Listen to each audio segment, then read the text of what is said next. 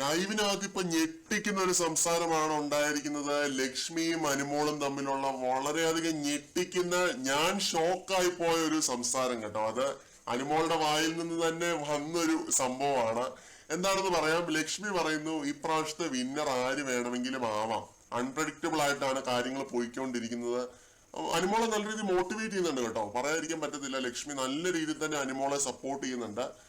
അതിന്റെ ഭാഗമായിട്ട് പറയുന്നു, വിന്നർ ആര് വേണമെങ്കിലും ആവാം, എങ്ങനെയൊക്കെ കളികൾ പോകുമെന്ന് പറയാൻ പറ്റില്ല എന്ന് പറയുന്നു. ഇതിനു മുമ്പ് അനുമോള് പറഞ്ഞിരുന്നു ആര്യൻ പുറത്താവുമെന്ന് പ്രതീക്ഷിച്ചിരുന്നില്ല എന്നൊക്കെയുള്ള കാര്യങ്ങൾ പറഞ്ഞതിന്റെ ഭാഗമായിട്ടാണ് ലക്ഷ്മി പറയുന്നത് എല്ലാം ഭയങ്കര അൺപ്രഡിക്റ്റബിൾ ആയിട്ടാണ് പോയിക്കൊണ്ടിരിക്കുന്നത് എന്ന്. എന്നിട്ട് പിന്നെ അനുമോള് പറയാണ്, ഇന്ന് രാവിലെ മോർണിംഗ് ടാസ്ക് കണ്ട സമയത്ത്, മോർണിംഗ് ടാസ്കിന് വേണ്ടി ഇരുന്ന സമയത്ത് എല്ലാവരും അനീഷേട്ടന്റെ പേര് പറയുന്നു.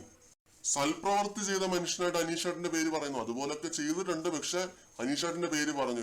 എനിക്ക് ഭയങ്കര ഷോക്കായി പോയി എന്ന് അനുമോള് പറയുന്നുണ്ട്. മിക്കവാറും അനീഷേട്ടൻ വിജയിക്കുമെന്നാണ് എനിക്ക് തോന്നുന്നത്. അങ്ങനെയാണ്, നല്ല കാര്യമാണെന്ന് അനുമോളുടെ വായിൽ നിന്ന് വീണു.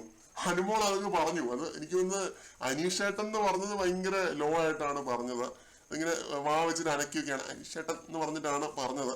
പക്ഷെ അനീഷേട്ടൻ വിജയിക്കും എന്നുള്ളൊരു കാര്യം അത് ലക്ഷ്മിയുടെ അടുത്ത് അനുമോള് പറഞ്ഞിരിക്കുകയാണ്.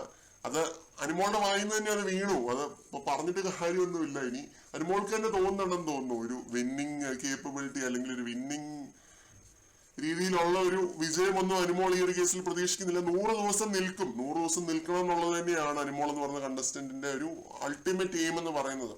അപ്പൊ അത് തന്നെ നല്ലൊരു ക്വാളിറ്റിയാണ്. ഈ 100 ദിവസം നിൽക്കുക എന്ന് പറഞ്ഞത് ഒരു ചെറിയ കാര്യമൊന്നുമല്ല. പിന്നെ വിന്നർ ആര് വേണമെങ്കിലും ആവാം എന്നുള്ളൊരു കാര്യം, അത് ലക്ഷ്മി പറഞ്ഞതിന്റെ പിന്നാലെ തന്നെ അനുമോൾ അനീഷിന്റെ പേര് പറയുന്നത് എന്നെ ഭയങ്കരമായിട്ട് അത്ഭുതപ്പെടുത്തി. മനസ്സിലായില്ലേ? കൂടുതൽ അപ്ഡേറ്റുകളുമായിട്ട് വീണ്ടും കാണാം.